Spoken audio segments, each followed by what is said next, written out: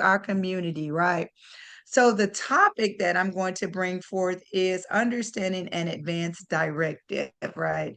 So this is very important and it's very necessary for me because Ronald George didn't share that I am in the health industry and I've witnessed and seen a lot about when people don't have the necessary things in place with the state planning, especially an advanced directive. So, what are advanced directives? These are legal documents that outline your wishes for medical care if you are unable to speak for yourself. So, these things may include a living will, a healthcare power of attorney or POA, and do not resuscitate orders, right? They're also called DNRs. So these different types of advanced directives are all essential when it talks about estate planning. So if you're on here and you think that estate planning is not for you, it absolutely is, right? So let's talk about it. Let's dive a little closer into these topics for the sake of our time. Let me make sure I'm watching. One, a living will. So this specifies treatments you do or do not want, right? Such as life support or feeding tubes. So basically, this is you writing out if you ever become to a certain point where you're unable to make decisions for myself, this is what Kimberly wants. Kimberly does not want to be on life support. She wants to be kept comfortable, give her some pain medication, and let her go on. And that's very important because in that very crucial and stressful time, it's hard to make the decisions that we need to make. But if we have those decisions already made, guess what? Our family will honor that. And it may not be what they want, but guess what they're going to say? That's what Kimberly said, and that's what we honor. The second one is a healthcare power of attorney. And this is someone that you appoint to make medical decisions on your behalf, right? So this is someone that you're actually putting in place. And just to share an example of that, I had a patient that he was still legally married, but he was in the process of getting a divorce. And he had a new lady, right? But being that he didn't have a power of attorney, the one who had the best say so about his care, the one that he was with now, basically had no power. It was what the wife stated, and she basically said, "Let him go," because she was looking at it from a financial standpoint. And that's some of the things, and I have many, many stories that I've witnessed, but it's very important to make sure that we educate and that you have these things in place before you become a part of one of those stories, because it was very, very hard because you can tell that the one that really cared for him was really fighting on his behalf, but she had no power. It was the one that he was still legally binding with that had to make the decisions. And it became very crucial. It was like a very stressful day at work, I must say, on that day. And then the third one is a do not resuscitate order. That is a DNR. This instructs healthcare providers not to perform CPR. So without this order, we have to continue all life-sustaining measures. Even if there is no sign of life or any way of recovery, we have to continue all life-sustaining measures until this document is signed. So why does that matter? One, we want to ensure that your wishes are being respected. We want to reduce stress and confusion for loved ones. And this has gotten very, very crucial where I've almost witnessed a fight in the ICU because one family was fighting to keep the member on life support. The other one was stating this is not what they wanted, this is not how they wanted to live, pull the plug. And they could not come to an agreement. So it was very stressful, I must say. But all of this could have been eliminated if this patient had these advanced directives in place. It prevents legal disputes of or unwanted medical procedures.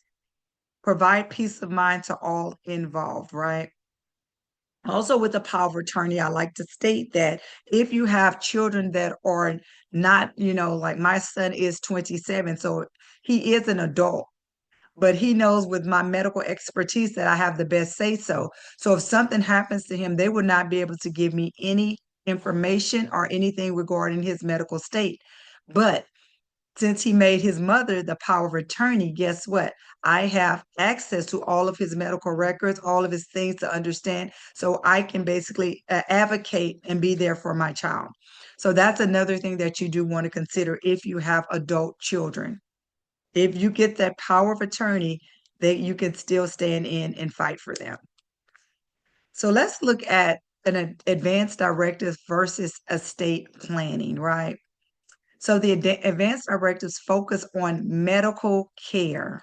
That's what it is. All these things are the decisions you would want to make medical. It's effective while you are alive. These are the decisions that you said I want to happen until I pass away, right? And it includes health decisions. Whereas on the other state, estate planning focus on financial matters. They mostly take effect after death, and it includes wills, trusts, POAs, etc., right? So the advanced directive think of these things. That's why it's called living will. It's not last will and testament. Living will means while they're living, right? And it's more toward medical care, decisions, and things to make regarding medical. When you think of a state, think of more financial, and this is after that person is no longer here. So, how does this all tie into estate planning? Because this is what we're talking about. Both address different aspects of planning for the future, and they are both very, very crucial. So, you don't want to do one without the other. Do I have 20 or 30 minutes? I'm trying to make sure. We work together. So, they work together to protect your assets and your health. It provides clarity and guidance for your loved ones, and it ensures a smooth handling of your affairs. So, if someone is on this call and said, "Hey, can my power of attorney be over my medical and my financial?" Absolutely. You can, if you make the decision and said, "I want to put Becky Ann over my medical and my financial as a power of attorney," that's correct. Or say, for instance, you say, "Okay, I only trust Becky to make decisions for me medically, but I want Bob to make decisions for me with the financial." That can be done as well. You have 15 minutes. Thank you so much. You know, I like to have time flies. So when do you create these? Today. Now, when you are healthy and of sound mind. So today is always the best day because we do not know what tomorrow may bring. So you want to be proactive. You want to have these things in place while you're healthy and in sound mind. You want to have conversations with your loved ones. And it may be a touchy subject, but they're very necessary. And then you do want to update them after major life events such as marriage, divorce, or any diagnosis, or any significant changes in wishes or relationships. So this is something that you definitely want to update and revisit because, you know, as we go through life, we have different major events that may occur. So we want to make sure that we continue to keep our wishes at the forefront. So let's talk about some steps to getting started, right? So one, talk to your doctor and your family. Normally, when we go into the hospital and we admit a patient, we do ask about that and we offer them, if they do not have it, would they like to set that up? Would they like to do, who would you like to be your power of attorney? Do you have a healthcare directive or so forth? Especially if it is a DNR, we do have to have a copy of that. Because say, for instance, that we called 911 and I had that incident as well where they were doing the CPR on this patient, but when we got to the hospital and they realized they had a DNR, that DNR was binding. So at that moment, we stopped all life-sustaining measures. You want to choose a trusted healthcare proxy, someone that you trust that's going to stand in the gap in case you're unable to. You want to make sure that you complete the necessary legal forms. Make sure that you sign and fill out those forms and that you understand what you're filling out. That's very important. So make sure that while someone is filling out these forms, if they have some type of dementia or they're not able to make decisions, they're not going to be able to fill these forms out because they're not going to be legally binding because they're not in their right mind. You want to keep copies accessible. So of course, it's very important to make sure you have a file cabinet at home. Your family knows. Make sure you can, some people give it to their doctor so they can have it, the hospital have it, and also possible the attorney to have these documents. And you do want to review and update periodically because we did state life happens. We have different life events. So we want to make sure that if we get a divorce, we've updated it, right? I shared something with you tonight that you'd be like, let me check. So this is all for estate planning that I actually finished pretty early. So I'm going to push it back some and just kind of talk about some of the other things about the healthcare directive because this is a short slides and it's very straight to the topic, but just making sure that you elaborate and understand how do you get this set up? It's very easy to get it set up. If you don't understand how to do it, make sure you reach out to someone that is knowledgeable in this area that can actually help you. Uh, Make sure, like I said, that you are in your right mind.